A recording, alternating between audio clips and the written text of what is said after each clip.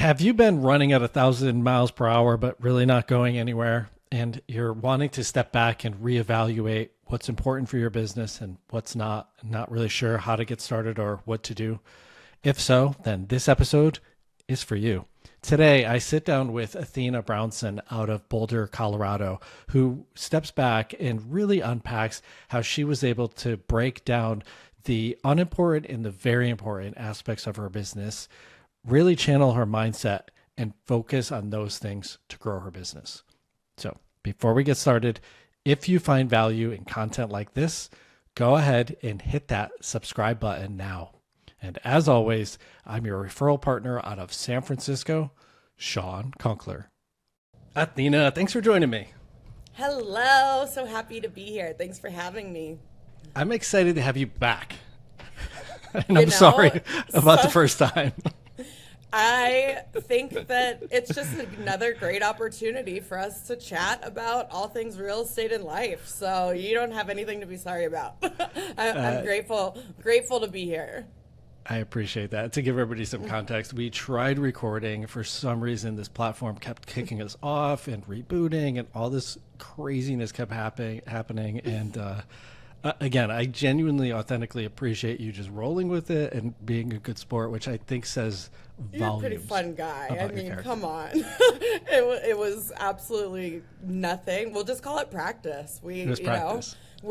Technology does not always show up for you. And I think that we really rely on technology a lot. So sometimes you just got to say, well, let's put our hands in the air and try it again another day. And that's what we did. And now we're here. So let's see what we come up with this time. I mean, that's real estate, right? It's like if you think it's going, if you want it That's to go life. according to plan, it's not. Yep. Exactly. It is life. I always say, like, it's like the biggest cliche, but if you tell God or the universe what your plan is, they'll show you a different way. And I've learned that firsthand. But I think the idea of life going to plan is hilarious because nothing will ever go to plan. But if we have an idea of the direction that we want to go and how we're going to handle when things don't go to plan. Like, neither of us freaked out. We had fun. You know, when things don't go right, we have the opportunity to pivot, shift our mindset, really take a step back, figure out how we want to approach the change in plan, and then execute and go forward with that way, because life will never go to plan. Transactions, have you ever had a real estate transaction go exactly to plan? Once, maybe. Yeah, Once. Exactly. It was like, It's not an adventure if there's not a couple U-turns, is what I always say. That's true. And and so with that, you have such a refreshing approach and mindset to all this. You yourself have faced adversity, and to kind of give more rewind context, is you're a former professional snowboarder. Skier, rather. Sorry. A two-planker. I have two planks, so it's funny. I started on skis. I tried snowboarding once, almost broke my neck, and I was like, I am a skier. Yeah. I went the opposite. So after nine ACL surgeries, I was a professional skier for over a decade, like over 300 days a year on snow, just chasing snow. In the summer I'd go down to the southern hemisphere and do Chile and Argentina and New Zealand, and then I'd come back up to the northern hemisphere. And I mean, I was literally on snow about 300 days a year. And it was,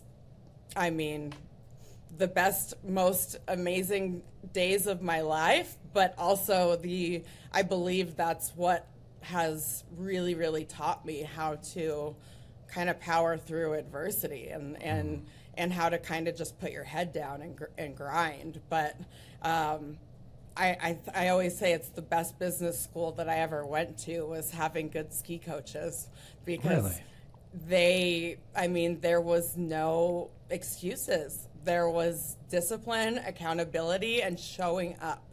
And I think that those are the basics of success in anything that you do.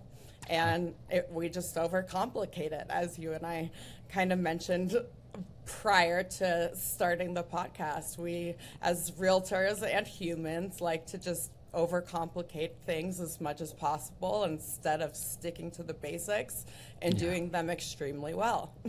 Yeah. It's, you know, I don't know where I picked this up, but it was somewhere along my martial art career, is you can have results or you can have excuses, but you can't have both.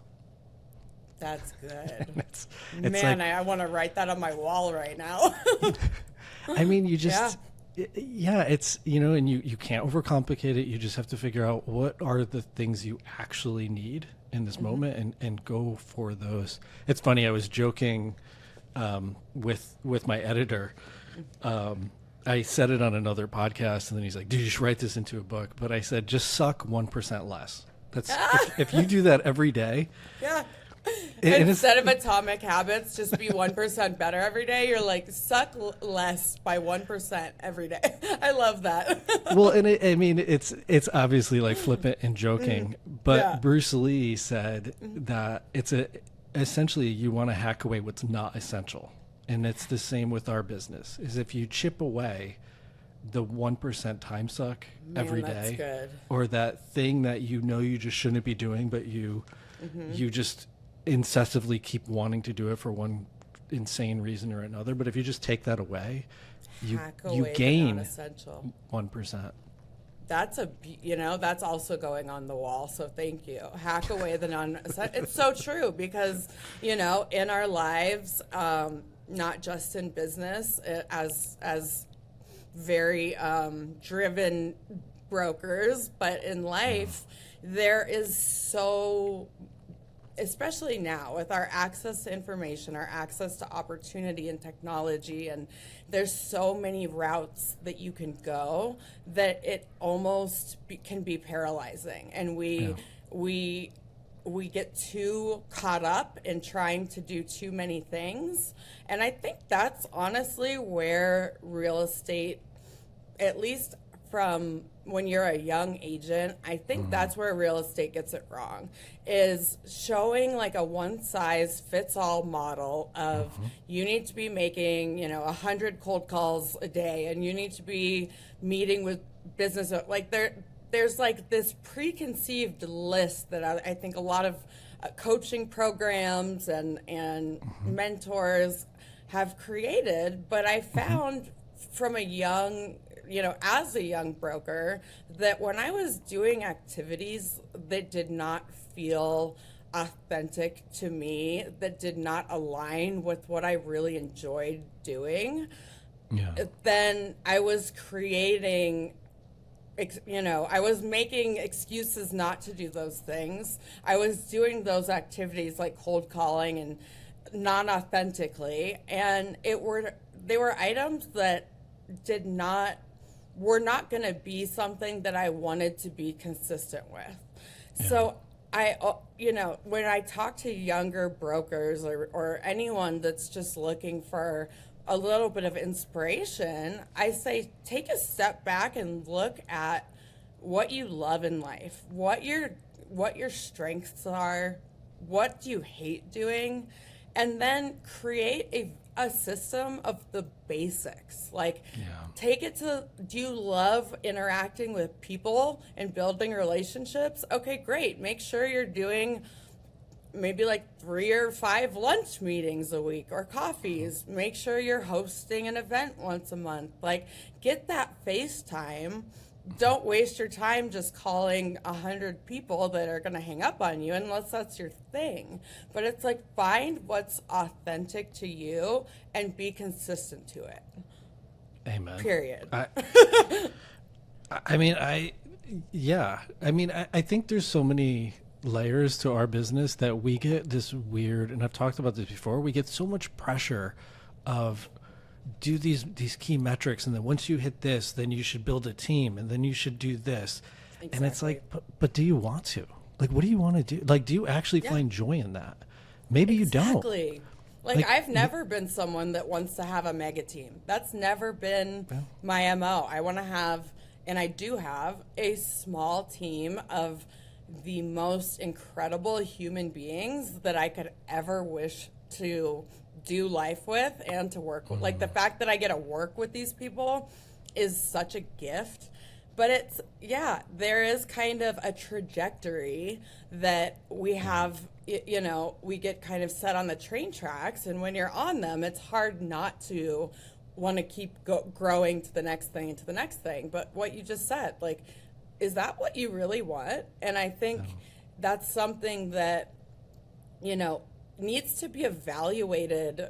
I would say quarterly, or at least, you know, biannually. But it's like, okay, where am I at right now with my business, my life, like every aspect of who I am, like what is going well and what is not going well, and how can I make adjustments? And with those adjustments, like what is my end why? Like, what is the why behind all of this? Is the why to create a mega team? Is the why to be an individual agent with a couple support? Like, what is your why? Because it does not need to be the same thing for every broker, and it shouldn't be.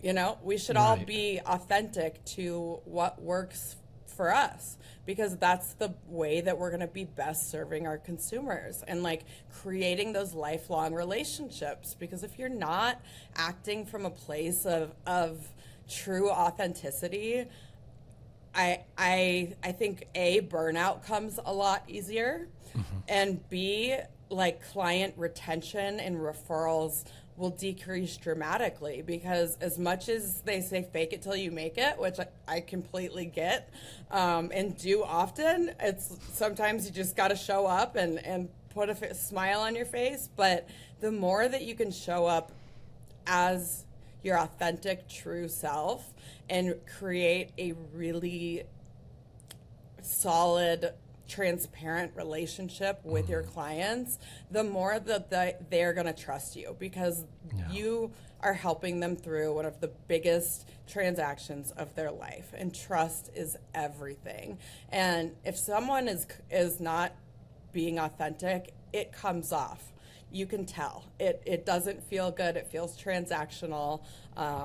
And, you know, we spoke a lot about how Compass, one of our guiding principles, is really like collaborate without ego. So making sure that you've got the people around you that can help keep you accountable to being the best version of yourself. And that is in all aspects of life, because I don't think that you can be the best at your job if you're not, you know, working on being the best that you can be as a human being. Suck 1% less every day, as you said. It's just, it's like take away that 1% thing that's not bringing you joy, or that's derailing you. So how do you, Athena, with life happening, with working through an illness, working through just the dynamics of being on a team, running a team, having people, like all these things, how do you mentally keep yourself on path? That's a great question. And I always say that it's a evolving pursuit. And I think that any growth-minded individual, regardless of the current situation, should always be evaluating what it is in their lives that is helping them to be better and what could be detracting. So one of the things that first of all, I should say, growing up as a competitive athlete and an only child, like I said, I was a professional skier. That's a one-man sport. Only child, one child. So I was very accustomed to getting everything done myself. I was a control freak. I'm a recovering control freak. I still struggle there. But something that I never really learned well was delegation. So really over the last 3.5 years of building my team, which has been absolutely critical, because I have had such intense health issues. I'm in the hospital doing plasma transfusions 4 days every month at least. I don't think I've woken up feeling remotely okay in 8 years. I'm a science experiment. I get studied by doctors all over the world because I have such a strange grouping of illnesses. Like my life is a sci-fi novel, basically. It's a lot of times I take a step back and I'm like, is this real life? Like, really? So it has been absolutely critical for me to find what my toolkit is for dealing with adversity. And I think this is something that, everyone has their own challenges in life, and none of those challenges are more valid. Like, whatever it is in someone's life, it's just as valid as what my challenges are, or what, we all have things. So what are our go-tos when things are not going well? And for me, it's been knowing that I have the most amazing backup with my team, so that if I'm not able to show up that day as the best that I need to be for my client, I know that I have a trusted team behind me that will take care of my team or my clients. But I also know that every day is a struggle just to get out of bed, just to get dressed and get to the office. So I've got my go-tos of, okay, I'm going to wake up. It's probably going to take me a few alarms to get there, and I'm going to blast some of my favorite music. I'm just going to wake my brain up. I'm going to go pound some coffee, wake my brain up, and then I'm going to put on a podcast, sit down. I like to do, morning routine used to be my happy place. When I got Lyme disease, I became a night owl. Lyme is actually nocturnal, oddly enough. So at night, really? I get, it becomes more active in the body, and it makes it really, it's kind of like having restless leg syndrome, but your entire body. So I get really uncomfortable at night, but because of that, I've become a night owl. So my morning routine became more of an evening routine, which I've enjoyed, but prior to getting sick, I did this in the morning, but I have a practice of, okay, every day I'm going to make sure that I'm writing down 5 things that I'm grateful for, and they're going to be different. I'm not writing down the same things every day. I want to have perspective on how much there is for me to really, really be grateful for, and to have that time of reflection to notice those little things. I'm then a huge believer in affirmations. Like I will write out every day, like, I am healthy, I am healing, I am good enough, I have an amazing offer on X listing that closes smoothly. Like, I am a huge believer in writing down affirmations and goals in the present tense, and really just convincing yourself that that is your reality, because we really do, not even in a woo-woo way necessarily, but we do have the potential to create our circumstances and to control how we deal with things. And I really believe that when you're putting it out there, that you're going to find success in whichever, in whatever you're doing, and you're writing it out in the present tense, that you're opening up that subconscious door to show that it's feasible. So that's a big one for me. I'm sure I have like 100 others that'll come to mind, but it really, like, I like to call it my toolkit. Like, what are the things that I know that if I'm doing every day, and if I'm really not feeling well, like for me, if I'm having a really bad health day, I know, and I have a big meeting, and I sit down in the morning and I put on my makeup and a fierce outfit, I call it my war paint, that I'm going to feel that much better walking into a meeting that maybe I didn't want to go to because I wasn't feeling good. But I know that that ritual of drinking my coffee and putting on my makeup and putting on a really nice suit or whatever it may be, that alone is going to put me in a headspace that is 100 times better than when I rolled out of bed in my pajamas, looking like a crazy person. So those are a few. I really appreciate all of that, and having the opportunity to talk to you now a few times. Yeah. I really genuinely appreciate that you walk the walk, right? A lot of people are like, I'm happy, and you're like, no, you're not. You're just saying it. But you're actually genuinely, you just have like such a light spirit.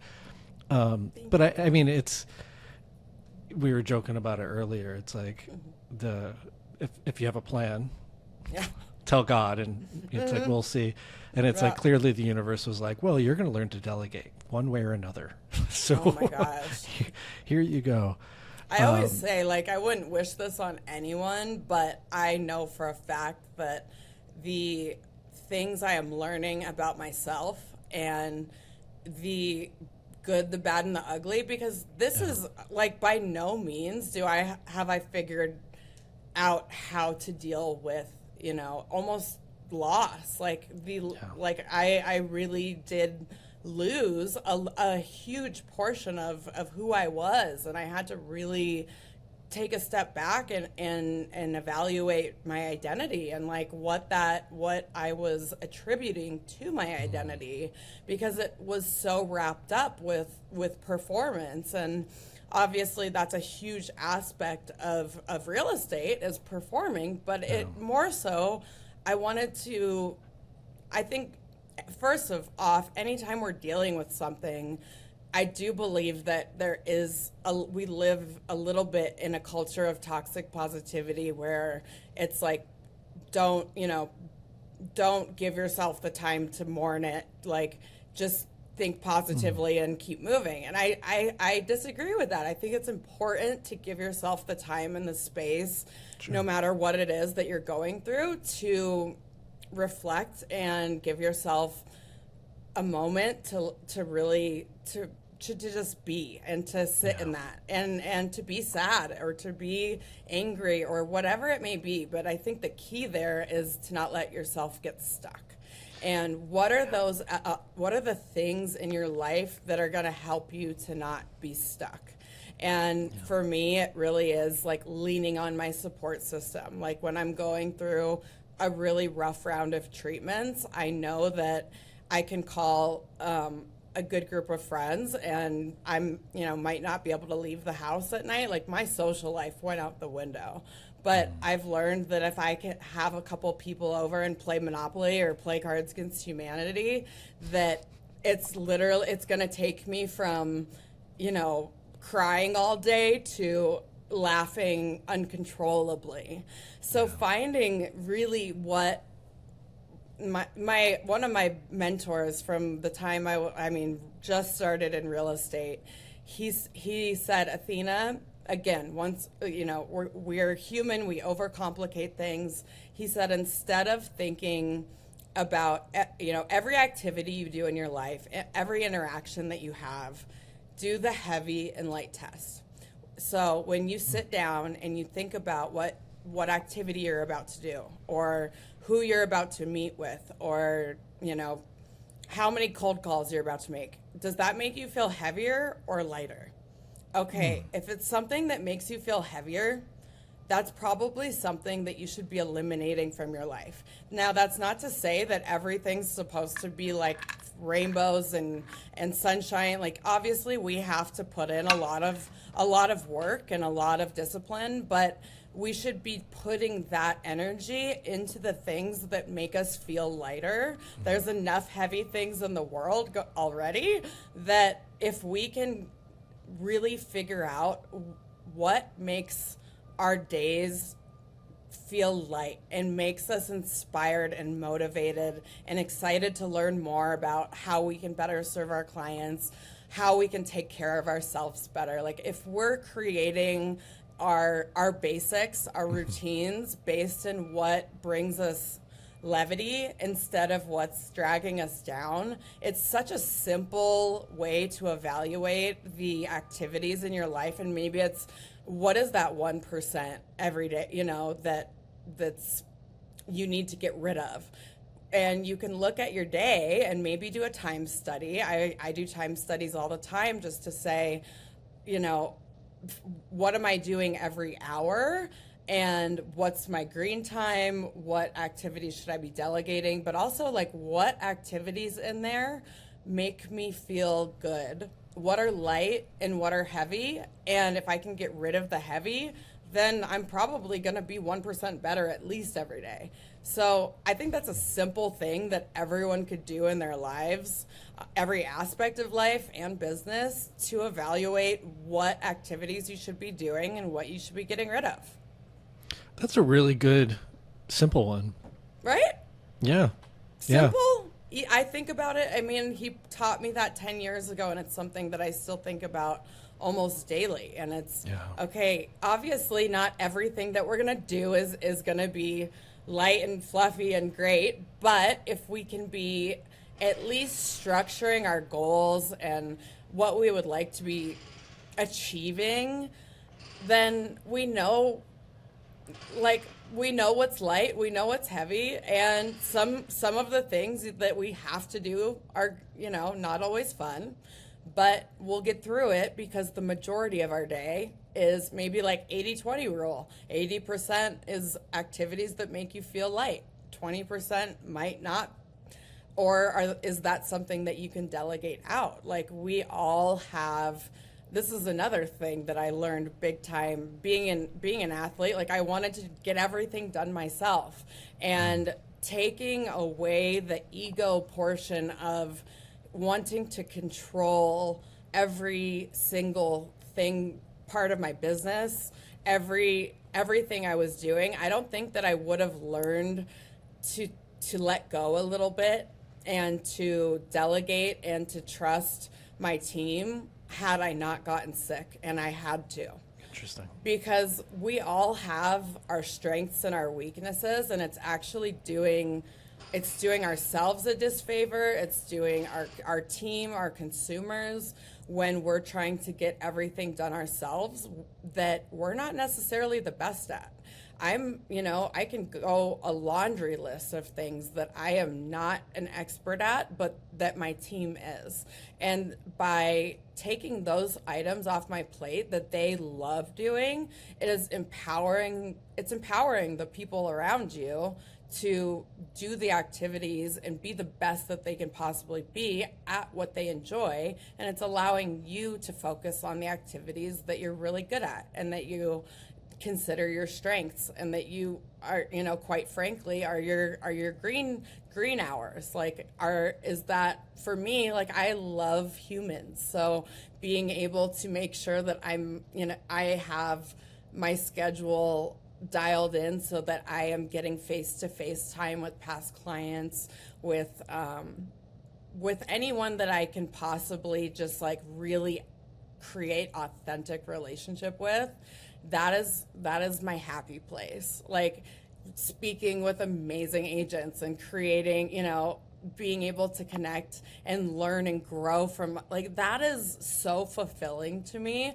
But it would be, my executive assistant, who I call my boss, because she literally keeps my head on, and I would be lost without her. If I told her she had to go entertain a party of humans, she would probably just want to strangle me. But that's my happy place. But what she's so good at, I'm useless at. So finding that yin and yang, that balance, that those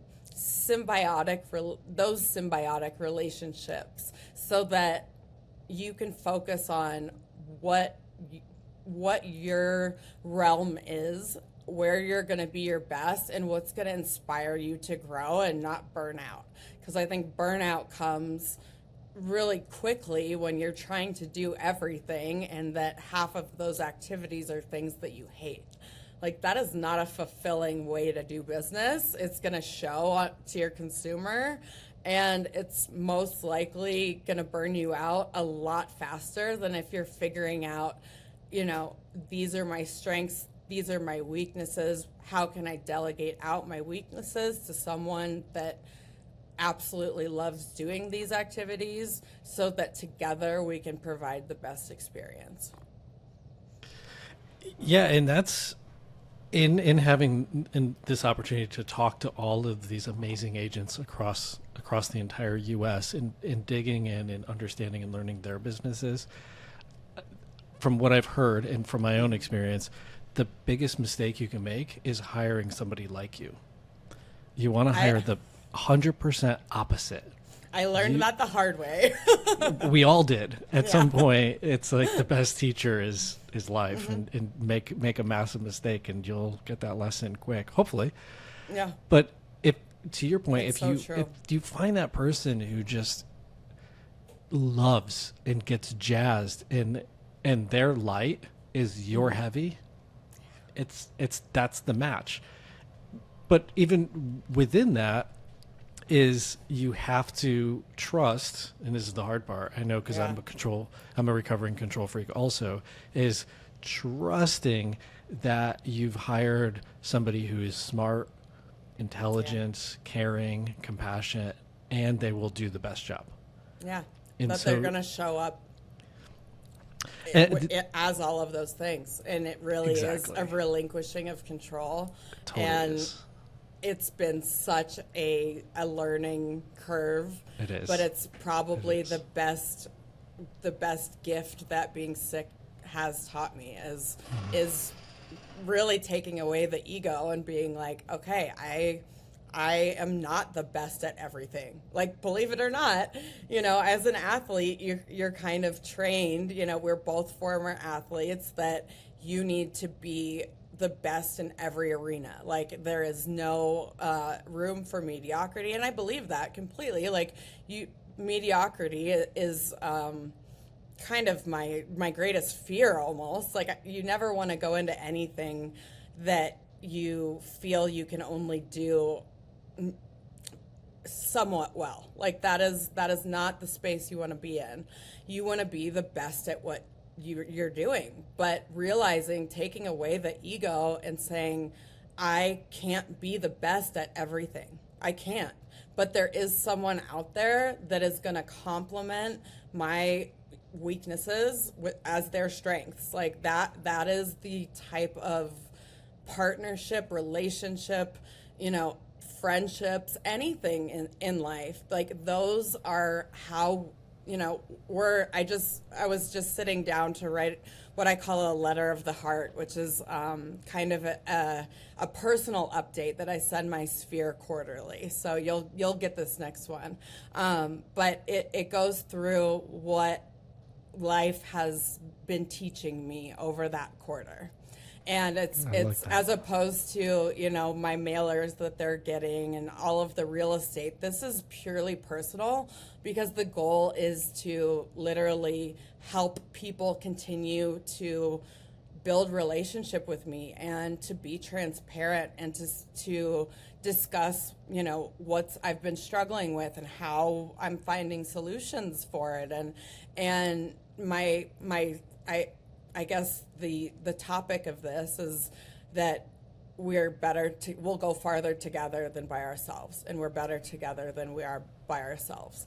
True. And I look at the team, the very small team, but the incredible people that I have around me in this business, and I honestly, I would not be, I mentioned to you, I'm having the best first quarter of my career, which blows my mind, because I've probably going through the hardest treatment protocol, and I've never felt worse in my life. And I can honestly say that I would not be able to give my clients the experience that they deserve if I did not have help. And to know that I have found the people and repetition, we've done this so many times that I know that I can trust them with my life, honestly. Like, they are my godsend. They are what allow me to go get plasma transfusions every month and maybe like recover the next day. Like, I couldn't do this business without them. So that's just a long-winded way of saying, the importance of knowing your strengths and weaknesses. And I really urge anyone that is kind of struggling with figuring that out to, I honestly do a time study. Like, every day for a week, write down what activities you're doing each hour of the day, and then going through at the end of the day and really analyzing, what did I enjoy doing? What was the greatest dollar per hour? What did I really like? What activities drained my soul and made me feel horrible? And creating a picture of what you want your business to look like based on your strengths, and then finding partnerships, like strategic partnerships, whether that's hiring out for SEO or in your website or your social media, and finding an amazing executive assistant and a showing agent, or like whatever those gaps in your business are that you feel you're maybe not excelling at as much as you would like to, but someone else out there will. Like, there is someone out there that is better at a lot of things than I am. So it's like, how can I partner with those people so that we're giving a well-rounded, amazing experience to every single client, partner, anything that we meet. Like, it's a gift, honestly. Yeah, and it takes that, that self-awareness and the self-evaluation to really figure those things out. It takes time. I had a business coach early on, and what she recommended with tracking time, which was a little bit different, was write down the time anytime you start a new project, and then write down the finish of that thing. So like, if you started at like 8:13 and you finish it at 8:33, just write that down and then write the new project. What surprisingly I found is, well, one, the first thing that showed up for me, I was like, holy crap, I waste so much time. Yeah. Like, me too. when you start seeing it, you're like, oh my God. Like, I thought I was on Instagram for 2 minutes and it was like 25 minutes, and it was like, or whatever it may be. And you're you like, start, where did that go? it's incredible. Or you're like, oh, I'm just going to get through a few emails, and you're like 2 hours later, but you finish your day and you don't think about it or reflect on it. But when you actually see it and you're like, oh my God, I spent all this time responding to these emails. And then to your point, when you start chipping it away and you start looking at, was this an income producing task? And then if it was, the second question is, do I have to do it, or can somebody else fill in? Yeah. And then you start breaking it out, and that's same thing as when I started realizing, like, oh my God, these are the things I don't actually enjoy doing. I can see in my day, now that it's mapped out, where I'm procrastinating. Mm-hmm. Exactly. I started it, I put it off. I started it, I stopped. I started it, I stopped. I'm like, oh my God, clearly I hate that. And as realtors, like, I just bought this little timer, and it, you can set it for like 20 minutes, 30 minutes. It's like a little dice almost. Because as agents, I'm ADHD by nature. Like, I squirrel easily. Same here. But as agents, like, we're constantly inundated with problems and phone calls, and so you can't just sit down and get one thing completed ever, unless you are so intentional with your time. So it's, one of the biggest things that my coaches have gone over the years repeatedly is not making excuses for why you allowed something to interrupt your power hour of calls, or where you're, you have to really create those boundaries and that discipline to keep those boundaries, so that we're accomplishing we're actually getting things done instead of starting like 100 things and then at the end of the day realizing that we maybe like got 50% through 100 things instead of getting a full task completed. So I love having this little dice timer that I got on Amazon and just saying, okay, right now, like I'm putting my phone over here and for 30 minutes, I'm going to focus on getting this market analysis done and out to my client so that it's completed.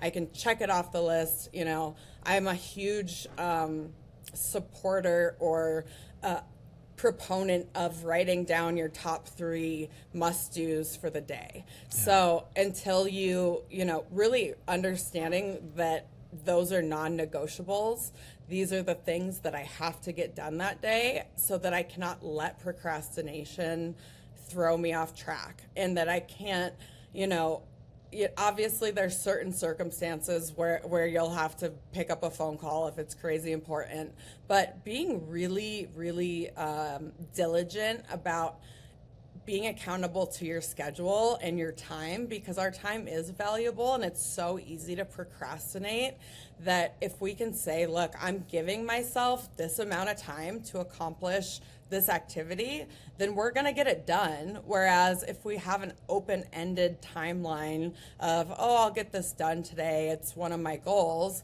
then we're going to take a lot longer to get something done. So really, and just sticking to that one thing instead of trying to squirrel all over the place. It's challenging, but it will make such a huge difference in your productivity. It's, you know, and if you really chunk it down, right, it's like, the reality is we can shut our phone off for 20 minutes. Like, unless you have a deal that's blowing up sideways, everybody can wait 20 minutes. And the reality is, if you're 10 minutes in, that means they're only going to wait 10 minutes. Yeah. So it's not a big deal.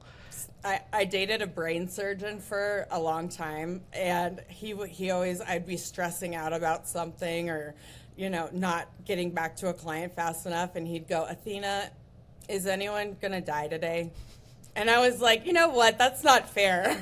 Just because you're off to, you know, doing brain surgery. But he's like, no, really. Like, unless it's something that is putting your consumer, your client, your person at risk, which obviously I think we have the self-awareness to make sure we're not putting anyone in jeopardy. Exactly. But is 30 minutes gonna kill anyone? No. Is anyone gonna die? No.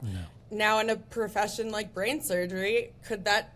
Of course, like that. And it kind of gives a little bit of perspective. Not that this isn't like the most important, huge purchase or sale of anyone's life, and it should be handled and approached with that level of severity and respect and honor, but 30 minutes of putting our phone away so that we know that we're getting an activity done well as we possibly can without distractions is going to end up giving us so much more time to give to our, you know, our community, our clients, and maybe to ourselves. Like, I don't even know what that looks like.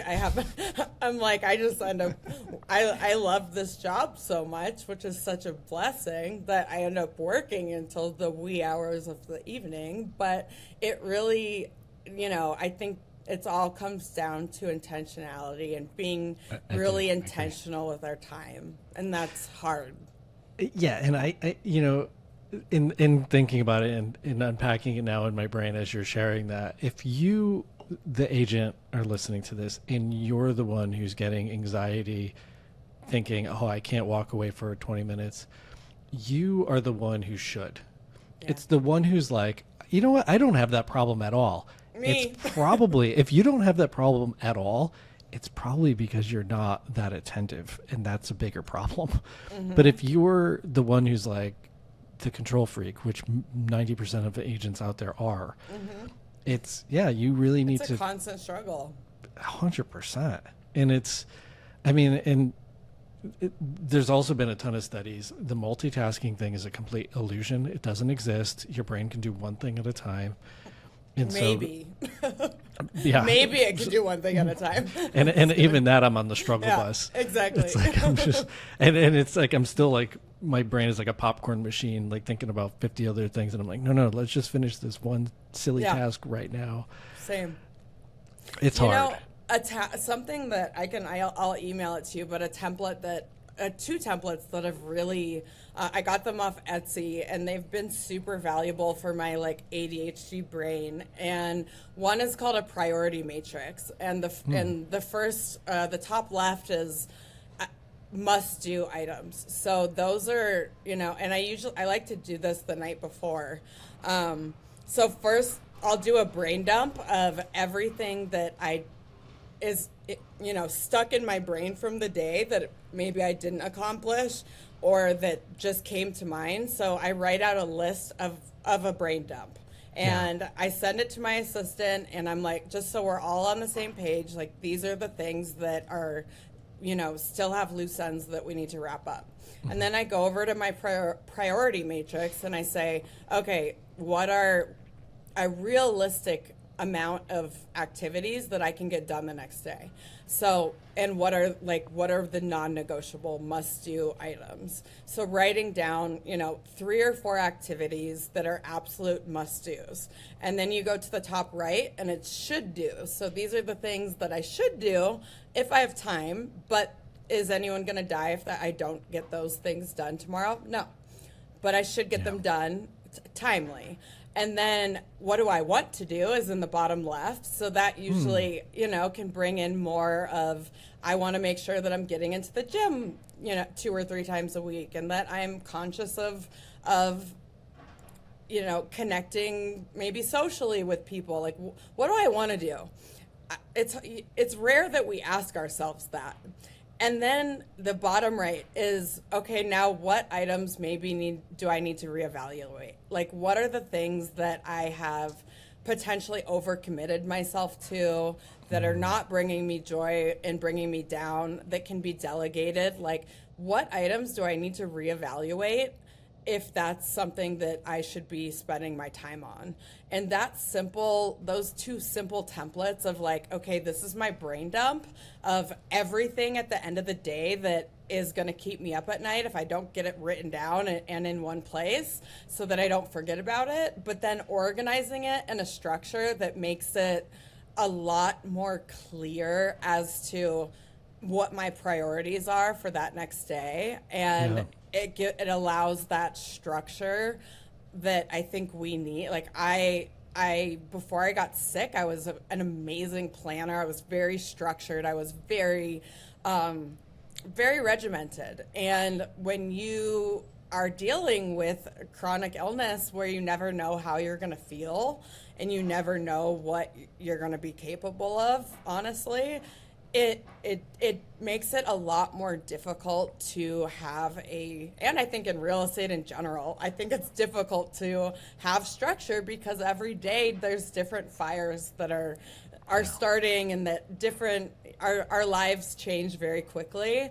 But if we have a really good idea of what the most important activities for that day are, and I can take my timer and do 20 minutes on each of those 3 things and get them done first thing in the morning, that is what is going to open me up to being able to kind of take a deep breath.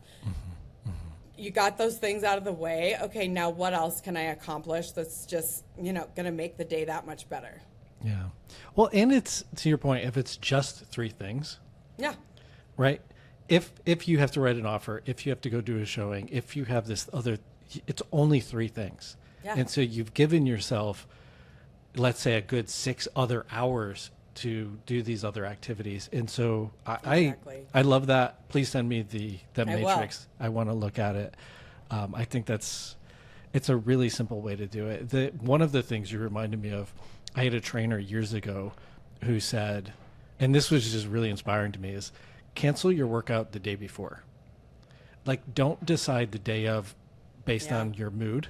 Yeah. and how you're feeling and what you feel like doing today. It's usually when you need it the most. Exactly. It's like those days when you're just like, you know, you need to get out of your own head, and you just physically need to move your body, go for a walk, do something. Anything. But if you schedule it and you plan it, and then you even plan it in advance, it's more likely going to happen.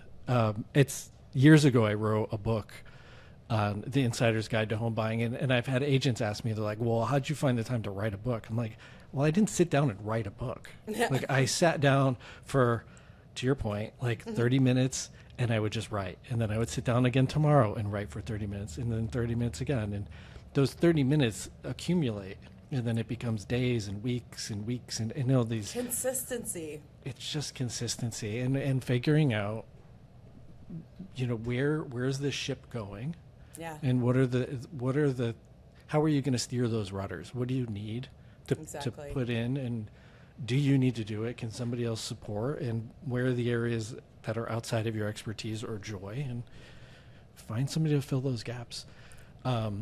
This was amazing. This was the quickest 50 minutes I've had with anybody. So I feel like we've talked for 10. I could talk to you forever. This was super cool. I genuinely, as I shared, I love your perspective on life, and I like how you stepped back, and it's you have this perspective that life's not happening to you, but it's happening for you, and you look for the gift, and it's such it's refreshing.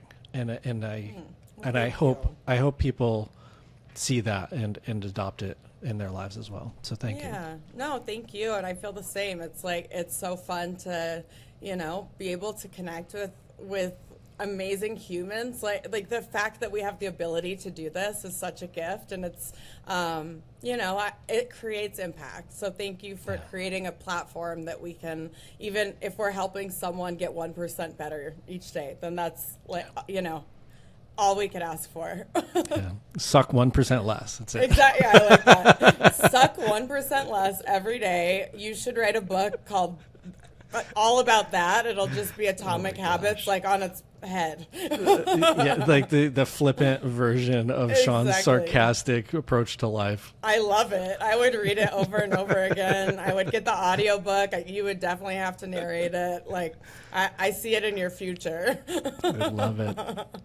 Thank you again, Athena. Yeah, thank you, Sean. I appreciate your time.